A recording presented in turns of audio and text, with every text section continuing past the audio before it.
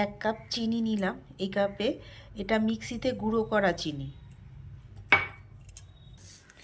এই কাপেরই half cup নিলাম সাদা তেল, কিন্তু রিফাইন্ড অয়েল যেটা, সেই রিফাইন্ড অয়েল। এই দুটোকে দিয়ে কিন্তু খুব ভালো করে এটাকে মেশাতে হবে। দেখো, এইটা যত ভালো করে মেশাবো তত কিন্তু ভালো কেকটা আমাদের তৈরি হবে। দেখো, খুব ভালো করে কিন্তু এটাকে আমাকে মেশাতে হবে একদম। 1 কাপ ময়দা দিয়েছি, তাই জন্য ছোটো কাপে আমি একটা ডিমও, এই পর্যায়ে একটা ডিমও দিয়ে দিলাম।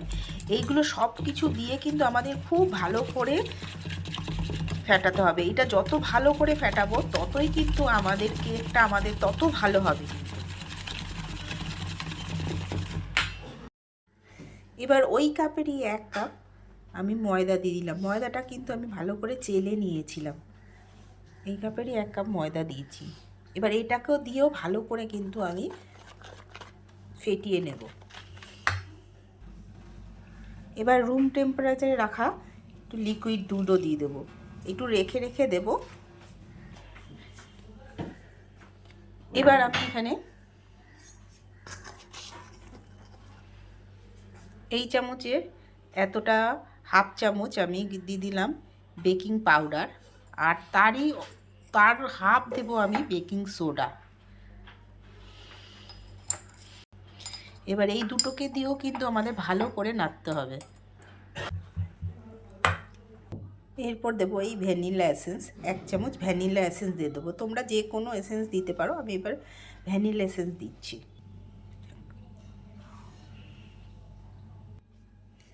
ভ্যানিলা এসেন্সের কারণে কেকটা যেমন খেতেও ভালো লাগে, ফ্রুট কেকটা, তেমনি কিন্তু ডিমের যে গন্ধটা ওটাও কিন্তু থাকে না। এই ভ্যানিলা এসেন্স সব কিছু এবার আমার দেওয়া কমপ্লিট। এবার আমি কিছু টুটি ফুটি নিয়েছি, কাজু নিয়েছি, কিশমিশ নিয়েছি, এগুলোতে একটুখানি ময়দা ছিটিয়ে রেখেছি, কেননা ময়দা যদি না ছেটাই তাহলে কি হবে, এগুলো একদম নিচে চলে যাবে। সেটা নিচে একদম যেন নিচে না যায়, সেজন্য কিন্তু আমি এগুলো দিয়ে দিয়েছি। আর এর ফাঁকেই আমি কিন্তু একটা এই মোলটাকে আমি রেডি করে নিয়েছি। এটায় বাটার পেপার দিইনি, বাটার পেপারও দিতে পারো। আমি A4 পেজের একটা কেটে নিয়ে পুরো এই মোল্ডারতে আমি দিয়ে দিয়েছি। কিন্তু কোনো খবরের কাগজ কিন্তু দেওয়া যাবে না, হ্যাঁ, যে কোনো সাদা পেজ দেওয়া যাবে, কিন্তু খবরের কাগজ কিন্তু দেওয়া যাবে না। এবার আমি এটাকে রেডি করে নিচ্ছি। এখানেও আমি একটুখানি ময়দা ছিটিয়ে নেব। কেকটা আমি কিন্তু মাইক্রো ওভেনেই করছি। এবার মাইক্রো ওভেনে আমার, এটা হচ্ছে স্যামসাংয়ের মাইক্রো ওভেন, এই মাইক্রো ওভেনে আমি কেকটা করব। তা প্রথমে কেকটা করার আগে আমি কনভেকশন, দেখো এই মোডে আমি দেব, 180 ডিগ্রি হলো। এবার আমি এটা স্টার্ট করে দেব। এটা প্রিহিট করার জন্য এটা দরকার হবে আমাদের, প্রিহিট করব আমি।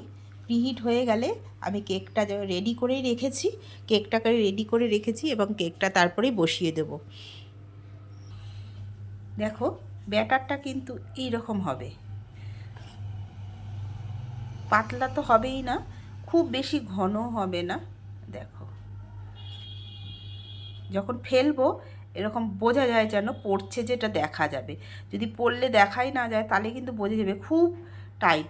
আর যদি ফেলার সময় যখন আমরা এরকম করে দেখব, তখন যদি বেশি অনেক আস্তে আস্তে পড়ে তাহলে বলবো ভারী। তা আমরা দেখো আমারটা একদম ঠিকঠাক ব্যাটারটা তৈরি হয়েছে কিন্তু। এরপর আমি টুটি ফুটিগুলো দিয়ে দেব, এই টুটি ফুটিগুলো দিয়ে দেব, দিয়ে এই মোলের মধ্যে আমি ঢেলে দেব। এবার উপর দিয়ে কিছুটা ড্রাই ফ্রুট ছিটিয়ে দিলাম। এবার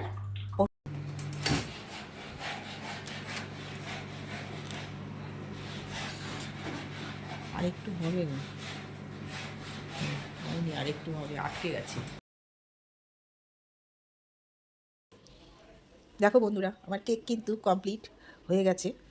এবার আমি মাইক্রোওভেন থেকে বের করে নিচ্ছি। কেক কিন্তু আমি এক্ষুনি বের করবো না এটা থেকে, এটা ঠান্ডা হবে, তারপরে কিন্তু আমি কেকটা বের করব। দেখতেই পাচ্ছ কেকটা কত সুন্দর হয়েছে।